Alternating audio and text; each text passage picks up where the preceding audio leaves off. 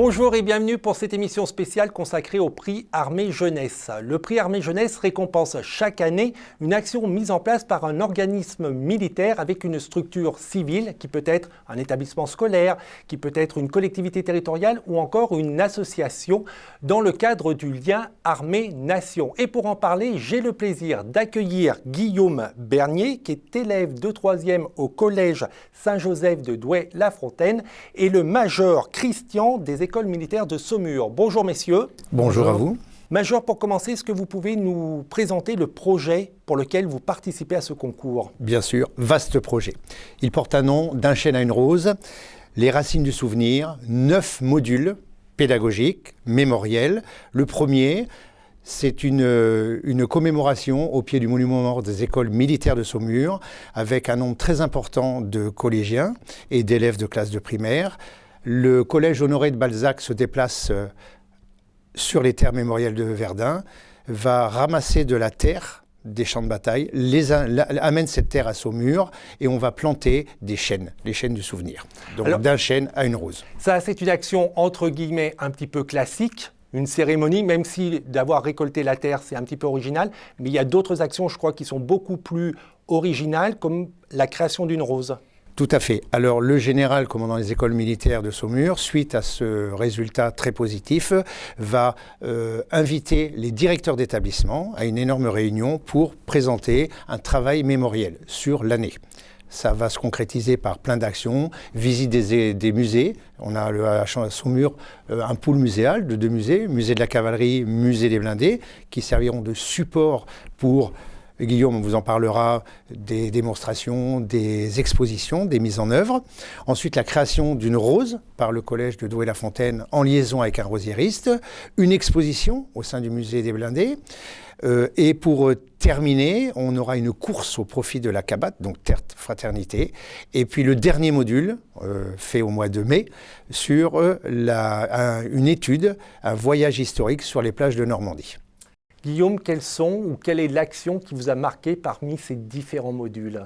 Celle qui m'a le plus marqué, je pense que c'est sans hésiter le séjour mémoriel en Normandie, notamment avec les visites des cimetières américains et anglais et la cérémonie de la rose qu'on a déposée dans les cimetières. Qu'est-ce qui vous a marqué? C'était particulièrement émouvant et le fait de se déplacer, vous vous êtes rendu compte un petit peu de ce qu'avait été la réalité de cette guerre?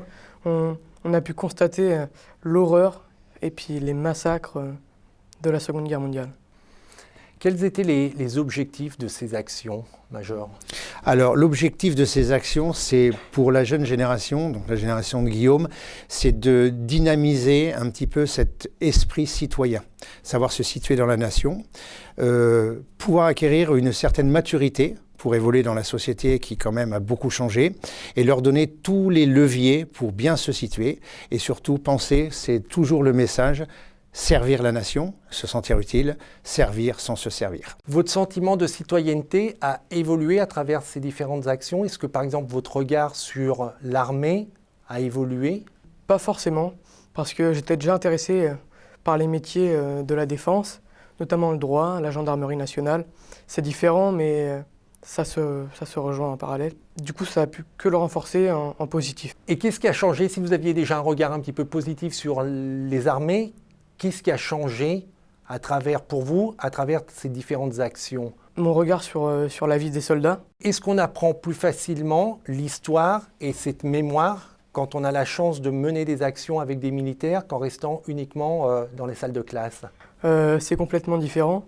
Je vais dire que les deux sont complémentaires, car en histoire, en classe, on doit suivre un programme, notamment pour le brevet, et apprendre les chronologies, les événements les plus importants, alors qu'avec les militaires, c'est vraiment que du bonus.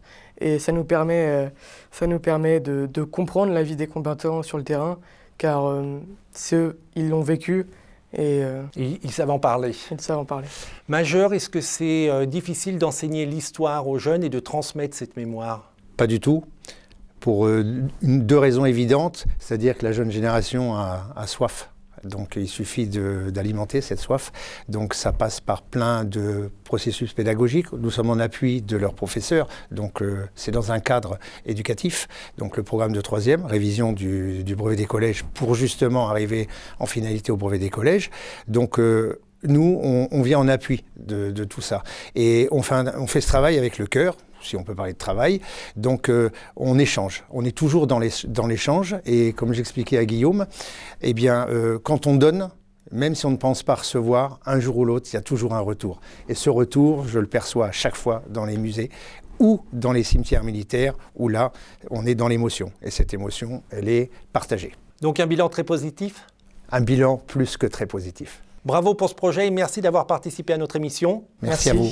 Et pour ceux qui voudraient en savoir plus et participer à la prochaine édition du concours du prix Armée Jeunesse, vous allez sur le site internet défense.gouv.fr/CAJ comme commission Armée Jeunesse. À très bientôt. Au revoir.